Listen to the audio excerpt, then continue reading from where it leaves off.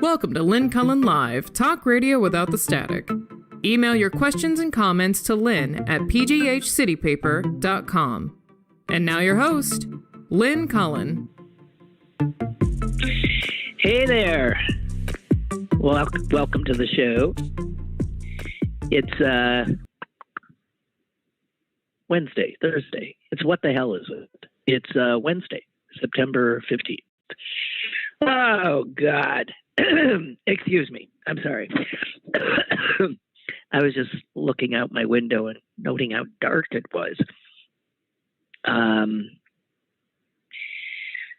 Well, so much for the California recall. Jeez. Think of all the nervous energy you might have expended in the last 2 months, let's say, over that. I mean, given the nervous energy we're all expending on a daily basis, it might not seem like that much, but it was an unnecessary amount. So apparently now there's talk about recalling the recall. In other words, getting rid of this stupid law. I mean, it is incomprehensible how the way their recall works is that Newsom had to get a majority to retain his seat. He had to get 50% plus one vote, minimally. And if he got, let's say, 49.99999% of the vote, he would lose his seat. And the next person with the most votes, even though they might have gotten only 20% of the votes, would then become the governor. How much sense does that make? I mean, I have that right? Because it's insane. Well, anyway, don't have to worry about that for a little while. Hang on while I take a swig. Okay. Here's a little something and nothing, but I was just reading, as I'm always doing. And I came on an article from, I don't know where, but it said something about tons. I'll find the exact wording so that I'm not just, it says, it's from the World Wildlife Fund. And it's about the pollution and specifically plastic pollution in the ocean. And it says 11 million tons of plastic enters our oceans each year. But what caught my eye was the tons. It was spelled Tonnes. I didn't know that's the British spelling, the plural of ton. I'd never seen it. How did I get to this advanced stage and never have seen a plural of ton that was spelled Tonnes? Or is this some kind of a aberration? I know British and American English, diverge often in terms of spelling. And sometimes I think theirs makes more sense, and sometimes I think ours clearly makes more sense, but this makes no sense. Unless they spell the singular ton, Tonne. Do they? Anyway, I'm just asking, maybe you know. These are the things that trouble my little head. And another thing, just to get it out of the way before we get into the more serious and / depressing news is, did you feel compelled like I did to tune into, assuming you have access to it, this Jeff Daniels series shot around these parts called American Rust? Because, it got a lot of, local publicity. It there was talk as what this is what happens when we now see films shooting here all the time. And I have the greatest respect for Jeff Daniels as an actor. I think he's excellent. And so I just was very excited about it. And I thought, man, I really want to see this. I finally watched the first episode last night, and I want to say I will not be watching the second, the third, the fourth, fifth, sixth, however many there are. And I realized, I said, man, you just fell for this because it was shot here. You would never have gone out of your way to check this out. But I mean, that's what happens. You hear about it, you want to see what it. And I have to tell you, I don't know, maybe some of you watched it and you're into it and you think it's wonderful. I thought it was meh. And if you did watch the far, far, far more brilliant Mayor of Easttown, which was filmed in the eastern part of the state and also was about murder and a police chief, lead characters, in white, poor white, opioid addicted America. And I mean, in that regard, both these movies, these series have, much in common. But that's it, because the reality is that Mayor of Easttown was just incredibly well done. And and in fact, so well done that all the characters sounded exactly like they would sound. They had the right accent. In this American Rust, nobody talks like they're from Menneson, and that's where they're around Menneson, right? They're in the Mon Valley. Nobody sounds like that, and that's the kind of you could say, well, who the hell knows what people in Menneson sound like other than us? Well, that might be true, but Mayor of Easttown, they cared to make it legitimate. It wasn't any good. I'm just saying. Maybe you liked it, but wasn't any good. But I felt somewhat foolish that I had decided it was good because it was made here. Because I'm a Pittsburgh booster, and it's a good thing I didn't talk it up beforehand. I had pulled, and I hadn't shared with you, but I had pulled some stuff about it that I'd read, I think, in the New York Times. And they had written the usual piece about how Pittsburgh had suffered a loss of half of its population in the 70s and 80s, and how it then, and that's how you get American Rust, all this rusted out steel mills, which figure immediately into American Rust. But how Pittsburgh had had a rebirth. That old story we've read a million times. And I had pulled that out when I was excited about seeing American Rust. And I was going to share it with you. And then the more I looked at the thing I pulled out, I thought, oh, come on. We've been here, done that, seen this, read this, sick and tired of people coming in and writing the same story about us when we're way beyond it. So I'm just babbling here, but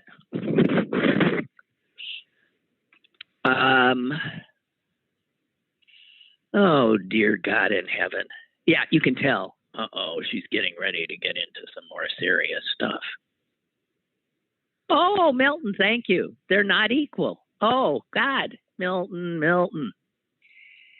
Let's be clear from the start. Ton, T-O-N, and ton, T-O-N-N-E, are not equal. And it's not just about the spelling. Thank you. Both are a unit of weight. A ton, T-O-N, is an imperial measurement, still widely used in the USA. Remember when they tried to, remember that effort to make us go metric? God, that's a long time ago. You see how resistant we were. Okay, so ton is, yes, T-O-N is still used in the USA. But ton, T-O-N-N-E, is a metric measure. And they are not interchangeable. Well, they got to be close. Each has a different weight ascribed by the International System of Units, where officially a ton, T-O-N-N-E, is called a megagram, or 1 million grams, or 1,000 kilograms. Which one is heavier depends on where you live. But they got to be close, right? A ton and a ton. Well, I still find it astonishing that I didn't know that, and that I didn't ever even note it or see it before. But thank you, as usual, Milt. I do appreciate that. And isn't it a riot? Who would think that Dan Quayle would pop into my consciousness today? Have you heard his name today or yesterday? Because, yes, it's back in the news, that name, and with it, whatever memories it conjures. And actually, I mean, if you think about it, Dan Quayle was the Vice President of the United States in a Republican administration, and he hailed from the not-so-great state of Indiana. And there was the last time the Republicans had a vice president, he also hailed from the not-so-great state of Indiana, and that would be Mike Pence. And Quayle is in the news because he had a conversation with Mike Pence. Not surprising, I guess. Two guys from Indiana who both served at one point as vice presidents of the United States. And this is from the book that, what is Woodward? How many books does he put out in a year these days? So it's his latest book by Bob Woodward that everybody was chattering about because, you know, it's out and people are poring over it for anecdotes and stories that they hadn't heard before. Who buys these books? I mean, my question is, why would you buy these books when whatever is new in them is constantly being pulled out by other people who, I guess, have to read the books. And then you get to hear that rather than buying the book yourself and slogging through it, looking for some story you'd never heard before. So, I mean, I never buy these kinds of books. I just wait and then read the excerpts that invariably are the juiciest parts, or the parts, as I said, that, man, I hadn't heard that one. So this book's called Peril. And the reason that this Dan Quayle thing is making the rounds is because this is one of those, whoa, I hadn't heard that one.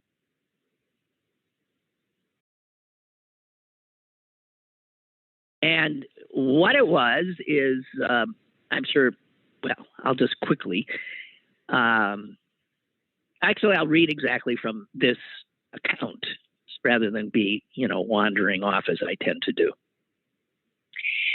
In the days leading up to January 6th, Pence called Quayle.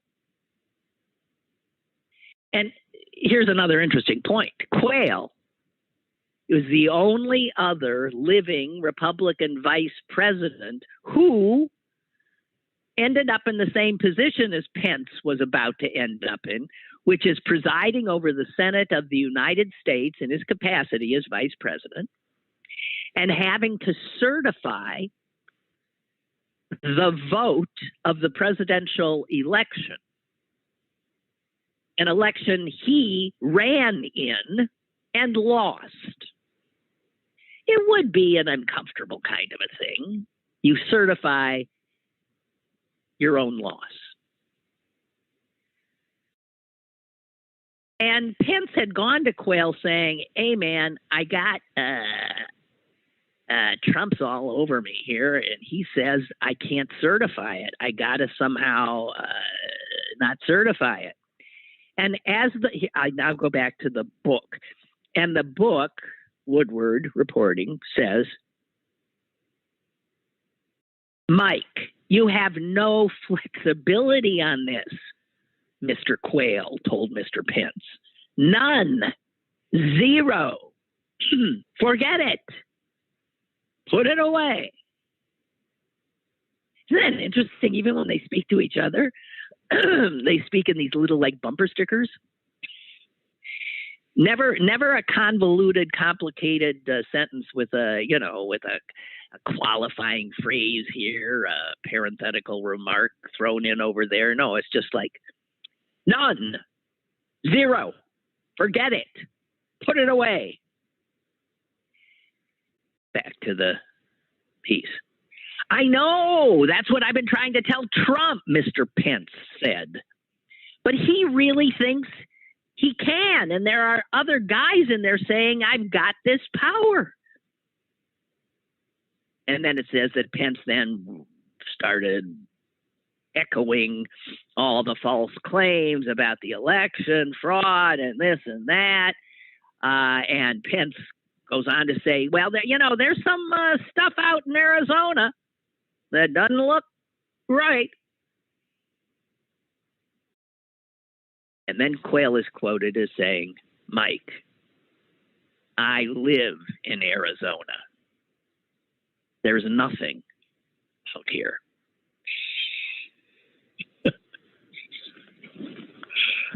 So that's how Dan Quayle ended up.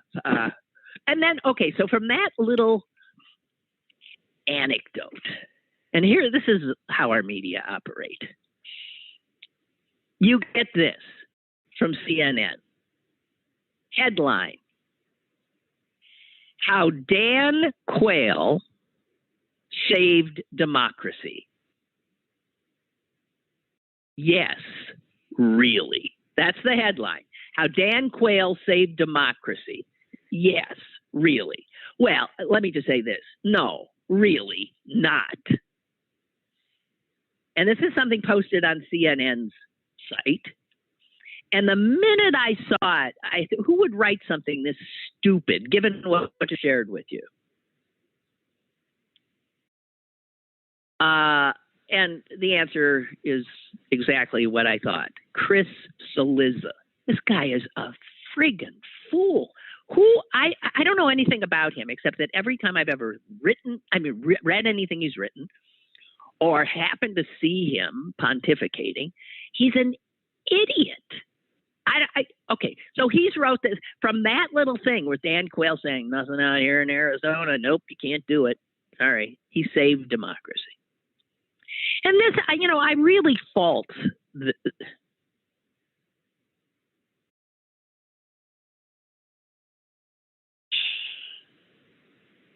And then Cillizza goes on to, although he quotes some different parts of it. I'll give you. Here's from the book. Over and over, Pence asked if there was anything he could do. Mike, you have no flexibility on this. None, zero, forget it, put it away. There it is. Pence pressed on. You don't know the position I'm in. Quayle, I do know the position you're in. I also know what the law is. You listen to the parliamentarian. That's all you do. You have no power. There again, Quayle speaking in sentences no longer than 7 words. The longest word by far is parliamentarian, and he had to use it. But other than that, that's all you do. You have no power. I also know what the law is. And Chris Eliza says, and with that, Dan Quayle saved democracy.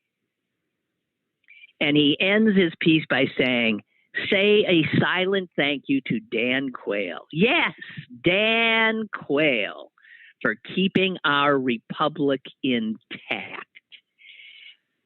I am going to puke. And it's because that this is BS passing as news or commentary. I don't know what this is. What kind of crap? And we take in a lot of this kind of crap. It's sort of like eating, stuff that fills you up, but nutritionally doesn't do a damn thing for you. A waste of time. I mean, reading that was a waste of time, and all it engendered, it wasn't knowledge, was anger in me at the incredible stupidity of it, and then having wasted my time, and knowing that some people, again, who aren't critical in what they take in, will somehow go away thinking Dan Quayle friggin' saved the country. And they might even say that. Did you know Dan Quayle saved the republic? And you can imagine a person saying, what? How?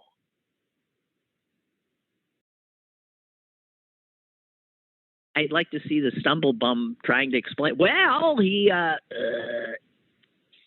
anyway. Okay, I have one other media kind of thing that I want to talk about. And this one is,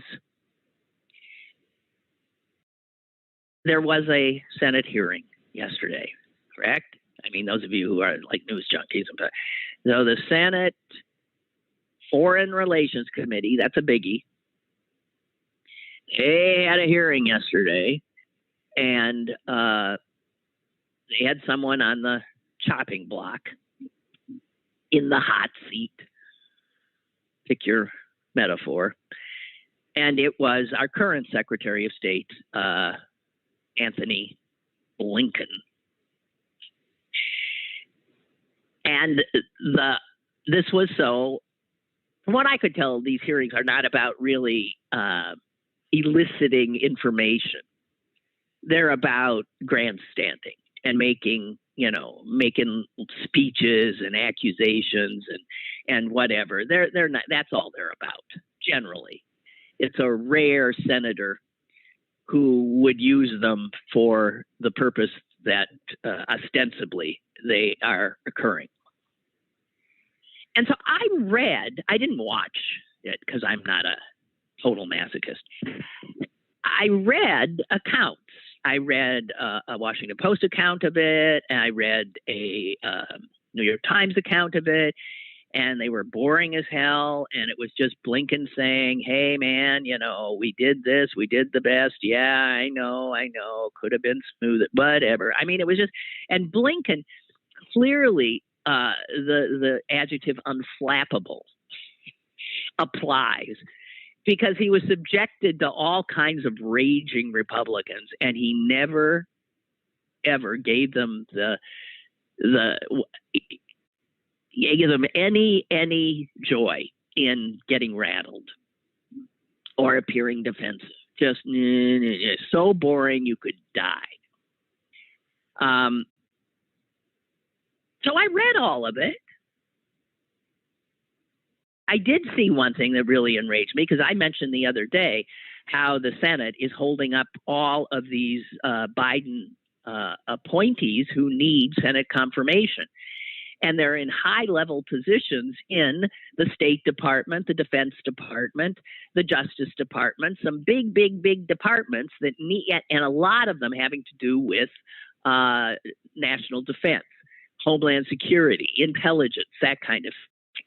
And it turns out one of the I read right at the end of these accounts of this Senate hearing was that Blinken did, in his opening remarks, urge the senators to please, would they please act on these nominees. He says, we've got 80 State Department nominees sitting in front of you and you're doing nothing. And we need these people for national security.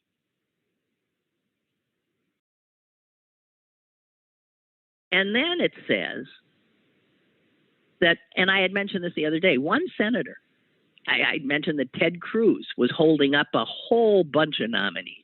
Well, it turns out, this tells me that another wonderful Republican senator, Josh Hawley, the guy who gave the fists up salute of support to the January 6th rioters, Josh Hawley of the great state of Missouri said that he was delaying any nomination for the Defense Department and the State Department until the Secretary of State, Blinken, and the Secretary of Defense, Austin, and a guy named Jake Sullivan, who you don't even know, who's the National Security Advisor, all resign. Well, guys, that ain't going to happen. So none of these people will get through because this one neo-fascist Republican senator is having a little hissy fit and he has some power and he's using it. Meanwhile, positions intended to help safeguard the country go begging. Oh, man. But here's the thing. All of that is just a prelude to a little piece I saw that was an opinion piece. But it was an opinion piece based on this hearing. And it focused on something that was not reported in any account of the hearing I saw. So the only reason I know that this thing happened is because one op-ed guy, Dana Milbank, or Dana, I never know how to pronounce that name, Milbank, found it interesting and chose to write about it. No other reporter from a major publication told their readers that this thing happened. And when I read Milbank's thing, I think, why didn't I know this? Why wasn't this reported? And then you have to wonder, what else isn't reported? Now, once I tell you what wasn't reported, you'll probably figure out why it wasn't, but it begs a lot of questions.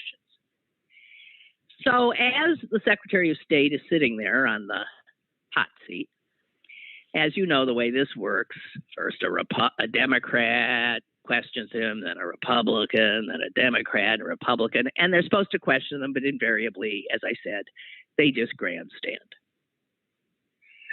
And it turns out one of the most senior Republicans, a guy I really never think of at all, and in fact barely recognize his name, since he's one of two senators from the great state of Idaho.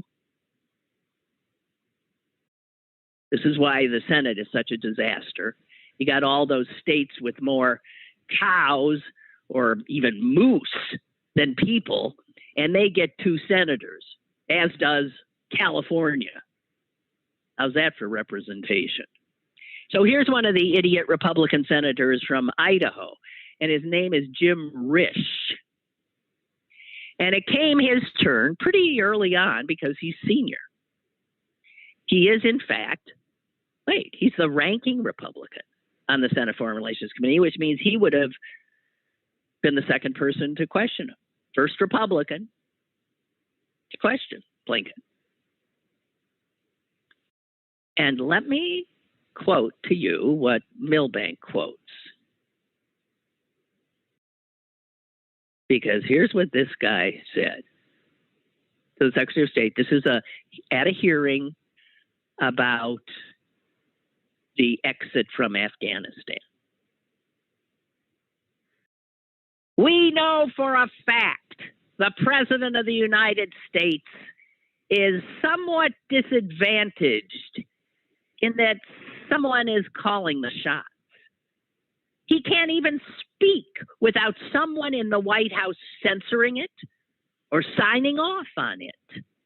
As recently as yesterday, in mid-sentence, he was cut off by someone in the White House who makes the decisions when the President of the United States is not speaking correctly. This is a puppeteer act. Now, do you have a clue what this guy is talking about? No, I don't either. But you have just gotten a little peek into the alternative universe that Republicans inhabit.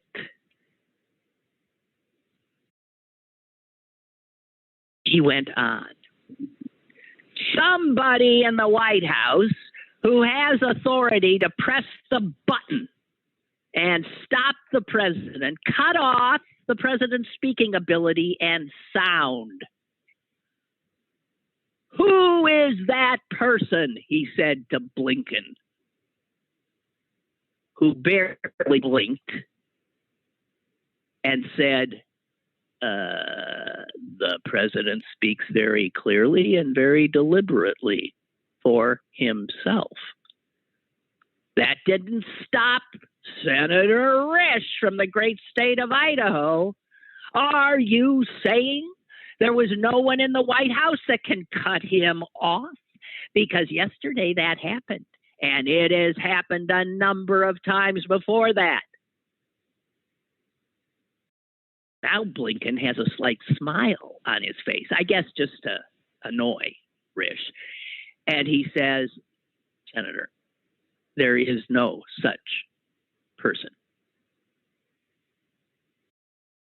And then the senator from the great state of Idaho countered, it happened yesterday at the Interagency Fire Center. It was widely reported. Are you telling this committee that this doesn't happen? That there was no one in the White House who pushes a button and cuts the president off in mid-sentence? And this went back and forth and back and forth. And finally, Blinken says, Senator, I really don't know what you're talking about.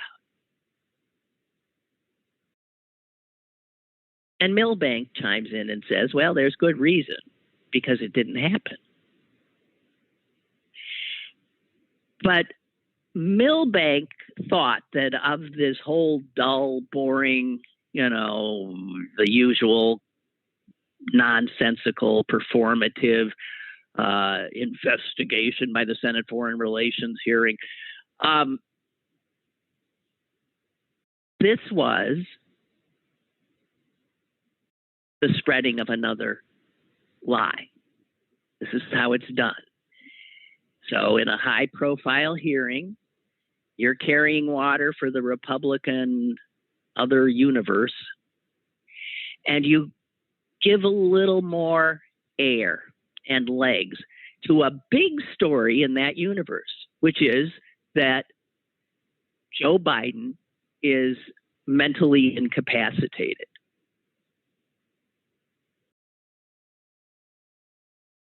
Now, these same geniuses who think Biden is senile never, ever had the same qualms about the lunatic that preceded Biden.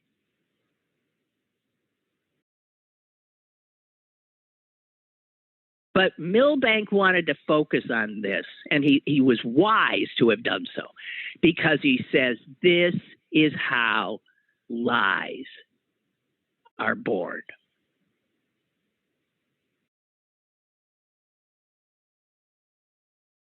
And then he goes on to explain what where this guy got this.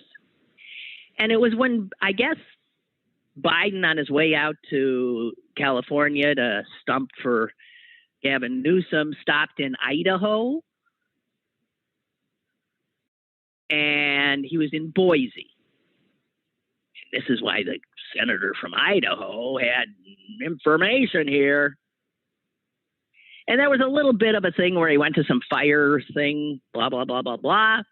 And, you know, the White House press corps comes in and gets to be there for a little while, and then they get pushed out, and you hear, I hate that, by the way. Then they say, well, thank you very much, that's it. And then you hear them screaming questions. Mr. President. You know, if I were one of those reporters, I couldn't do that. I couldn't do it. I mean, that's ridiculous. Anyway. So anyway, they were in and they were out, the press, from 12:08 to 12:35. And then it says this. That would have been the end of the matter of this very boring little press availability, except that somebody over in the research department at the Republican National Committee watching the White House's live stream of this exciting event decided that something nefarious had happened. And so the RNC tweeted, White House feed cuts out as Biden starts to ask a question. Enter Rupert Murdoch, owner of the New York Post.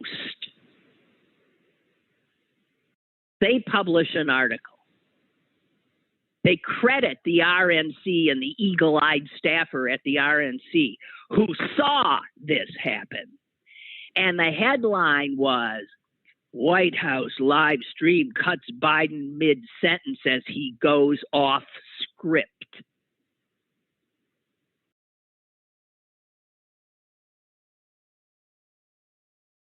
That didn't happen. But if you read the New York Post, you read this. An official White House live stream of President Biden's remarks was abruptly cut off mid-sentence on Monday in an incident in which White House officials feared the president would veer wildly off message. And so you get someone at the RNC, there's a little glitch in the feed. And they create this thing that it was done on purpose. Someone pushed the button so that you didn't hear this deranged, senile president embarrass himself and the Democratic Party. Hand it over to Rupert Murdoch and his Post, and they embellish it even more, saying there was concern that the president would go wildly off message. This is all made up. And then there's this wonderful hearing that's supposed to be looking into Afghanistan. And you got the senator from Idaho, and he thinks, look at all the cameras here. Well, I'm going to take this baby, and I'm going to push it a little bit more.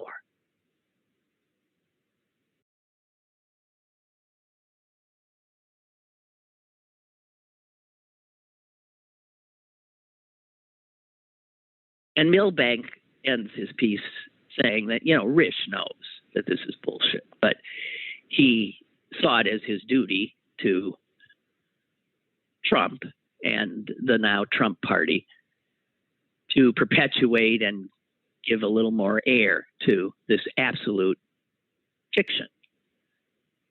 And Milbank says, if only somebody could press the button and cut off the GOP lie machine before it destroys us all.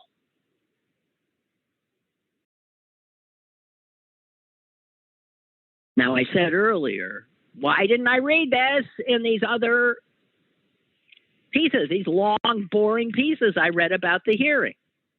Well, I didn't, because those reporters are there, like I suppose some of the senators, to actually focus on what the hearing was ostensibly about.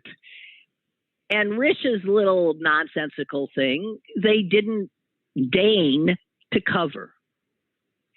And yet, I thank Dana Milbank for doing so, because it provided a wonderful, tidy little lesson in how nefarious and slanderous the Republican media, right-wing media machine operates.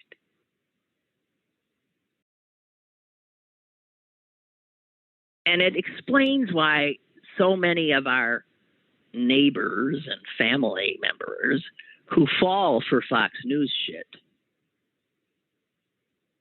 hear an entirely different story told by seemingly reputable people, senators, congressmen, big newspapers, television, guys in suits, women in sleeveless, tight, pretty little dresses.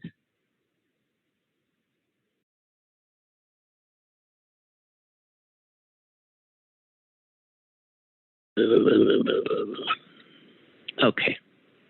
Well, I wanted to share that. And I want, giving you a last chance here to remind you to go to a certain website, please, and give yourself a treat on the 16th. And that would be tomorrow, right? I never know what day it is, but I just checked, right? It's the 16th. So tomorrow, guys, there is this virtual concert, meaning you can be there and be safe and enjoy it. And it's free, okay? And it's brought to you by the wonderful nonprofit 412 Food Rescue that does so much for keeping us from throwing out perfectly good food and getting it to people who need food. And this is the second year they've done this, and it's called Yin's Citizen Virtual Concert. And the website is Yin's Citizen. You know how to spell that. Yin's Citizen, YINZCITIZEN.com. Go there. Go there right now if you want. And you can, I mean, obviously they like you to donate a little something. But, I mean, they're going to have Joe Grusecki and the House Rockers, Derek Woods Band, Josh Jams, Bill Tom's Band, musicians of the PSO, and appearances by Wiz Khalifa, Baron Batch, Bauman, and more. YinCitizen.com. Or you can text YINS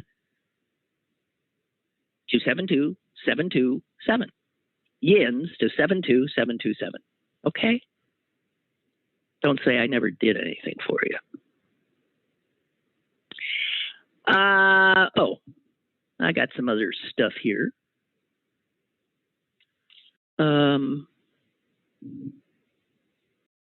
I take little pictures of stuff to remind me, so let me go to my photos. This, I read a piece written by, I love this, that, wait a minute. This is about what's happening in Harrisburg, and we need to really start paying a lot of attention, okay? We need to pay a lot of attention because, boy, these Republicans, and they control the legislature here. They are up to no good. With so much that does need to be done, all they're trying to do is whittle away mandates that are trying to keep Pennsylvania safe during the pandemic, and they're trying to continue to cast doubts on the veracity of the vote count from Pennsylvania that put Joe Biden into the White House and replaced the very stable genius that was their guy. So I mentioned this the other day, that the Republican-controlled Senate in Harrisburg is starting up this audit of our votes on that day. There is no evidence whatsoever of any fraud. In fact, I think there's been 3 cases of a ballot that shouldn't have been counted, which of course would have nothing to do with that Biden still wins by a landslide. Not a landslide, but a nice amount. 3 votes. And those were people who were Republicans casting votes for dead relatives for Trump. So they've got this. This is up and running. And they decided yesterday to issue, I guess today they're doing the final vote. They will vote on 17, listen to this, 17 subpoenas they are going to send out. And wait till you hear what they want. Again, this is what they want the government to stop what it's doing and deal with this, which, by the way, is costing lots of money. That's all your money, and then your money being wasted when our elected officials and appointees trying to do the jobs that we want them to do are instead complying with these subpoenas. Here's what the Republicans are going to be sending out. They will ask that the state provide them with all emails, all legal guidance, all training procedures of the Department of State of the Commonwealth. That's the department which oversees elections. They want every email that came out of the Department of State, anything that came out that was sent to one of the Commonwealth's county commissions, county boards of elections. There are 67 counties. So they want everything that was sent from the State Department of the state to 67 county boards of elections from May of 2020 to June of 2021. Over a year's worth. They want them to gather up all that and send it over to the Republican senators. And then guess what they want? They want a list of all of the registered voters in the Commonwealth. I don't know about you, but I'm on that list. And they not only want our names, they want our dates of birth, our driver's license numbers, our last 4 digits of our social security numbers, our addresses, the last date we exercised our right to vote. And they want all that from November of 2020 to May of 2021. And then they're going to subpoena a list of anybody who voted in the 2020 presidential election and the 2021 primary. They wanted those names divided by if they voted in person, or they voted by mail, or by absentee ballot, or by provisional ballot. Now understand, this is on a goose chase of a lie, trying to prove what we all know is a lie. What the federal government, what state governments, what every judges left, right, and center have said is a lie.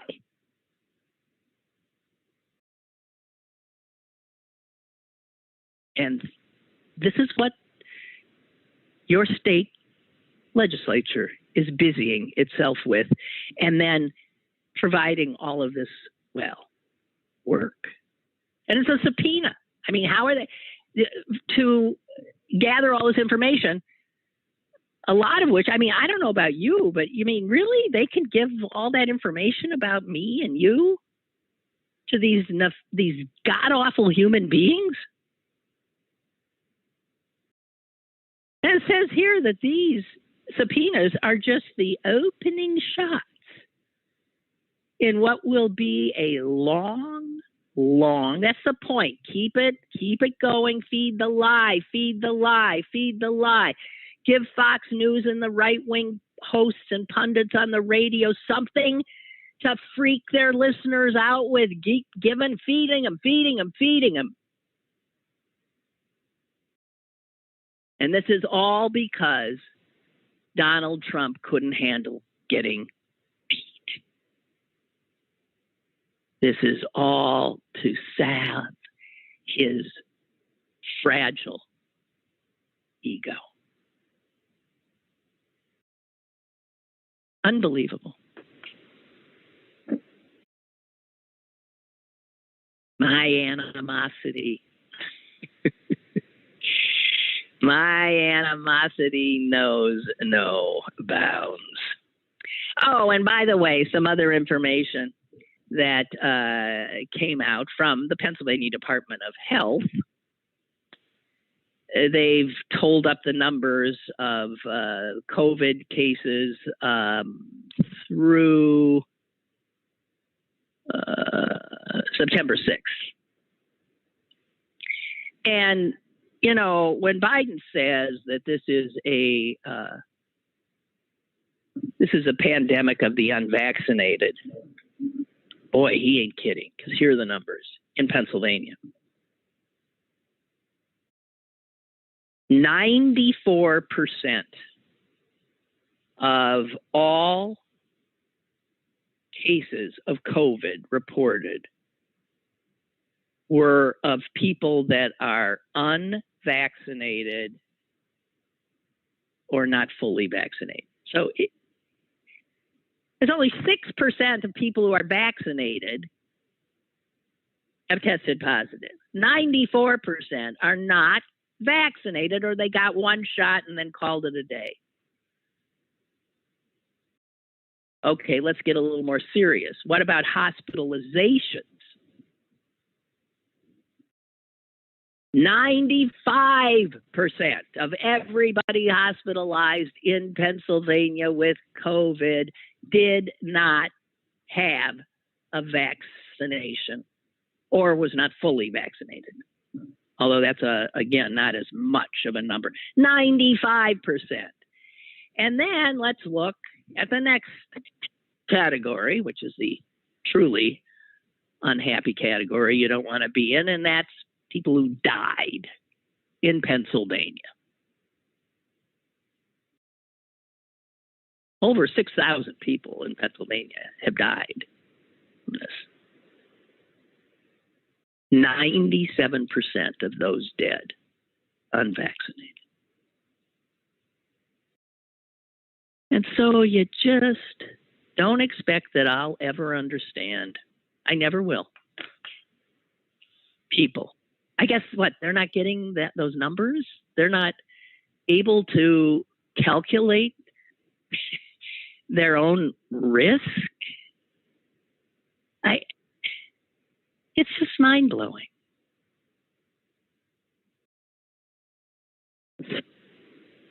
Roger writes, Bob Woodward is amazing in the information he seems always to be able to dig up. What's disappointing is what he reveals never makes a difference. No careers or decisions are battered. He got a lot of dirt on Bush and Trump administrations, and people just shrug their shoulders and move on as if they're told it's raining. Yeah. Yeah. And, you know, this information that, like, the chief of the head of the Joint Chiefs, Milley, literally was scared. I mean, these are guys who've seen battle. They got medals up the wazoo. They've been in places I wouldn't want to be. And they were scared being inside that White House in the final months. because there truly was someone who seemed deranged in charge.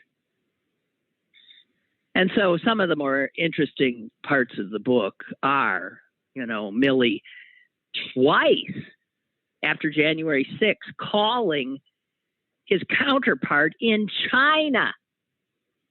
Because in China, there was a great deal of concern that Bush was going to make war with them to distract and create a situation in which he would maintain power. That was the scuttlebutt that China was getting, and Milley knew they were getting that, and he had to call and say, hey, really, trust me here.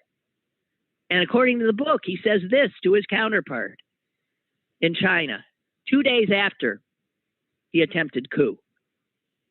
Milley says, things may look unsteady, but that's the nature of democracy, General. We are 100% steady. Pah! Everything's fine. Pah!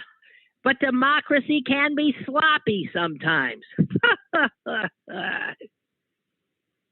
Twice he had to call this guy, and he acknowledged that General Lee was not that consoled. He remained unusually rattled. Now, having the Chinese military rattled because of what's going on with the deranged lunatic in the Oval Office is concerning.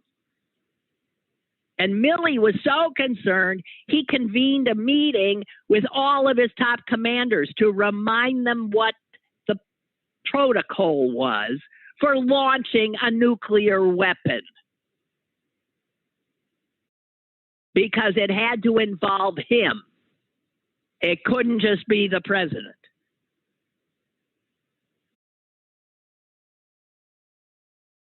And then after talking to the Chinese guy, he saw fit to call Nancy Pelosi. And she said, this is bad, but who knows what he might do? He's crazy. He's crazy. He's been crazy for a long time. So don't say you don't know what his state of mind is. And Milley says, Madam Speaker, I agree with you. Ain't that something? That was our government under Trump. And don't forget, as I told you the other day, the coup continues. It continues with what's going on in Harrisburg right now. And they're still at it. The big lie has got to be repeated and repeated and repeated, and has to be dealt with as if it's reality, which is what the Republican Senate here is doing. And you can laugh and say, well, it's not going to. No. A lie. Ask Goebbels. A lie repeated and repeated and repeated and repeated becomes truth. Well, you can see that in all of the people in this country who have swallowed so many lies they can't discern. They don't know if, I don't know what day of the week it is. They're not sure the calendar isn't fake news, which it kind of is, actually. Okay, guys, I think that's it. No show tomorrow because at sunset tonight begins the holiest day of the Jewish calendar, and that is Yom Kippur. And unlike a lot of religions, the holiest day is not for presents and frivolity and good times. No, Jews, you gotta literally starve. You can't even take a drop of water for over 24 hours. You have got to pray your behind off in hopes that God will let you live one more year. When I was a kid, I found this day so terrifying I couldn't see straight.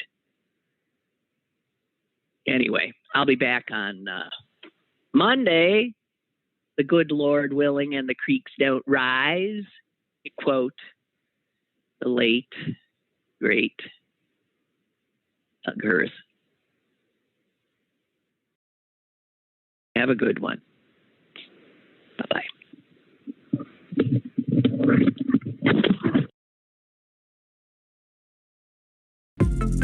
Lynn Cullen Live, Monday through Thursday from 10 a.m. to 11 a.m. and archived at pghcitypaper.com. The opinions expressed on Lynn Cullen Live are those of the host and do not necessarily reflect the viewpoints of Pittsburgh City Paper or its advertisers.